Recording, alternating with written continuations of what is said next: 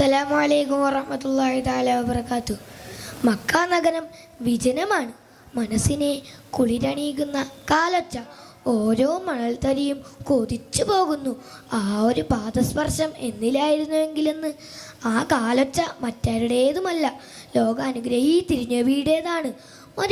മരുഭൂമിയിലൂടെ നടന്നു നീങ്ങുകയായിരുന്നു തിരുമേനി. അല്പം കാടുകൾ നിറഞ്ഞ സ്ഥലത്തേക്കെത്തിയപ്പോൾ ഒരു ഏങ്ങി കരച്ചിലിൻ്റെ ശബ്ദം. തങ്ങൾ ചുറ്റും നോക്കി. അപ്പോഴതാ ഒരു മലവേടൻ കിടന്നുറങ്ങുന്നു. തൻ്റെ അരികിൽ വലയിലക്കപ്പെട്ട ഒരു മാൻപേട. ആ മാൻപേട തങ്ങളെ കണ്ടതോടെ കരച്ചിലിൻ്റെ ശബ്ദം കൂട്ടാൻ തുടങ്ങി.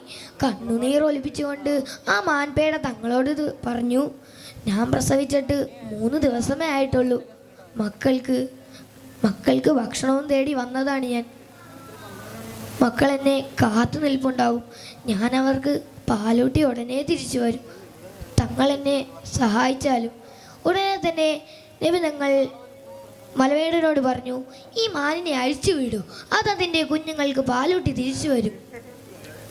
മലവേടൻ ചിരിച്ചുകൊണ്ട് ചോദിച്ചു, എന്ത് വിഡ്ഢിത്തരമാണ് നിങ്ങൾ പറയുന്നത്? ഈ മാൻ പോയി തിരിച്ചു വരുമെന്നോ? മലവേടൻ ആലോചിച്ചതിനു ശേഷം വീണ്ടും പറഞ്ഞു, ശരി, ഈ മാനിനെ ഞാൻ അഴിച്ചുവിടാം. പകരം നിങ്ങൾ ജാമ്യം നിൽക്കുമോ? നബിതങ്ങൾ പുഞ്ചിരിച്ചുകൊണ്ട് പറഞ്ഞു, ശരി, ഞാൻ ജാമ്യം നിൽക്കാം. മലവേടൻ വീണ്ടും ചോദിച്ചു, ഈ മാൻ പോയി തിരിച്ചു വന്നില്ലെങ്കിൽ നിങ്ങളെ തല ഞാൻ അറുത്തുകളയുമെന്നും. നബിതങ്ങൾ പറഞ്ഞു, താങ്കൾക്ക് എന്നെ എന്തു വേണമെങ്കിലും ചെയ്യാം. അങ്ങനെ ആ മാനിനെ മലവേടൻ അഴിച്ചുവിട്ടു. അങ്ങനെ ആ മാനിനെ മലവേടൻ അഴിച്ചുവിട്ടു. ആ മാൻപേട വേഗത്തിൽ ഓടിപ്പോയി.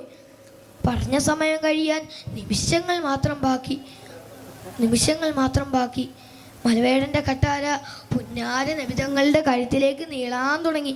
അപ്പോഴതാ പൊടിപടലങ്ങൾ പറത്തിക്കൊണ്ട് ആ മാൻപേട ഓടിയെത്തി. ഇത് കണ്ടു നിന്ന മലവേടൻ അമ്പരന്നു പോയി. ഇതെന്ത് അത്ഭുതമാണ്! ഉടനെ തന്നെ മലവേടൻ നബിതങ്ങളോട് ചോദിച്ചു, താങ്കൾ ആരാണ്? നബിതങ്ങൾ പറഞ്ഞു, ഞാനാണ് അന്ത്യപ്രവാചകൻ മുഹമ്മദ് മുസ്തഫ സല്ലല്ലാഹു അലൈഹി വസല്ലം.